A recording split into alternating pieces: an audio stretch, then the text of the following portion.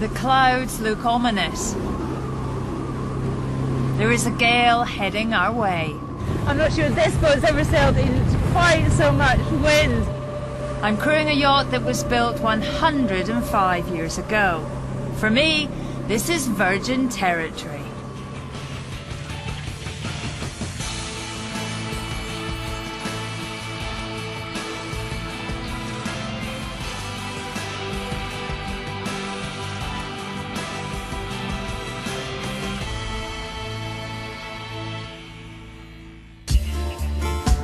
Right now, America's Cup teams are fighting it out in San Francisco.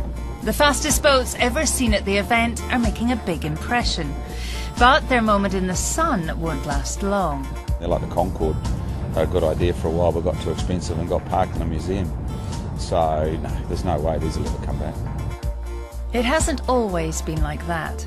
America's Cup yachts from the 1930s are still racing.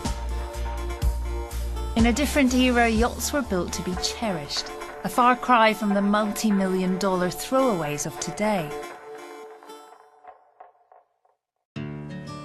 Over the next few days, I'm heading back into history, sailing on board some of the most beautiful boats ever built, all owned by those who share the same passion for a prolific yacht-designing family, the Fyffes.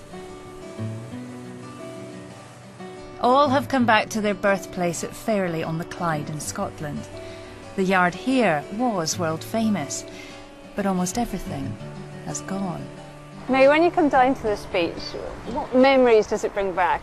Well, my memories are of playing in front of this huge yard with lots of people working in it, and the odd boat sitting ready to be launched, and some of them sailing out in the bay. Each of the three generations of Fyfe shared the same name. William Fyfe I started the ball rolling in the early 1800s, leaving the family cartwright business and servicing the local fishing and cargo fleets. The oldest boat here, Ayrshire Lass, was designed by his son, William Fyfe II, who started taking yacht design seriously. By the 1860s, his designs were sailing down to the south coast of England and being successful.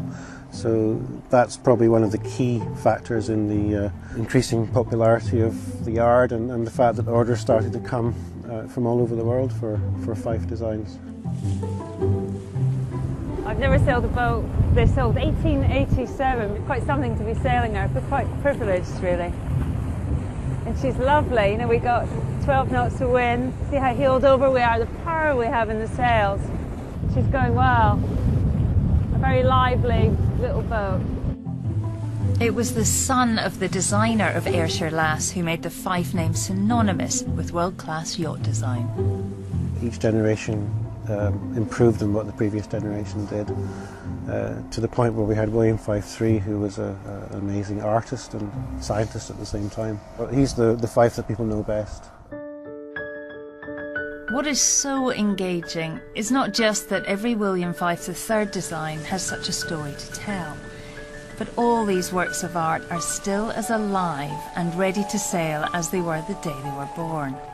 Mignon, built in 1898, and 115 years later she is sailing on the water where she was first trialled. When she was built as a sort of model to test the shape of Shamrock I, the America's Cup boat for 1899. William Fyfe III designed two America's Cup yachts in the early 1900s for the tea magnate Sir Thomas Lipton. This was in the early years of total US domination of the event. A Fyfe yacht never won the America's Cup, but his designs did deliver big wins elsewhere. And I'm on board Astor, which has an outstanding race pedigree. The 86-foot schooner was a 3-time winner of the classic Sydney Hobart race. Astor headed up the Derwent to the finishing line, her 5 sails drawing perfectly and sending her slicing towards the finish. Hers were the line honours for 1961. She's come back to her birthplace for a unique reunion, to race against the yacht that was built alongside her back in 1923, Kentra. It's weirdly sort of emotional. 90 years has passed, and here we are, two sister ships, locked together all the way around the island, you know, where they came from. It's really lovely, and I suppose, you know, I'm Scottish and I've sailed here a lot, and I imagine what it was like 90 years ago, boats like this, coming out of William V sheds and going all around the world. The brand new Astor left Scotland for Australia in 1923, and this is the first time she's returned home. It's amazing, isn't it? We've been all the way around the Isle of Cumbrae, and we're just on the finishing leg to Fairlie, home of these yachts. And now we're about, 40 metres from Kentshire. It's been a battle all the way around the island. Richard and Lanny Straman have owned Astor for 26 years, and it's been their home for the last 14. Being here for this reunion has taken years of planning. Well done, everyone. Today, the ocean racing champions didn't win.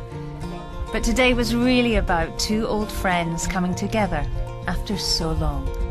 You wonder what William V would have thought, that they were back here 90 years later, having been loved and still racing hard. I think he'd be pretty chuffed. The race had taken place in front of the village of Fairlie, where the Fife design dynasty had unfolded.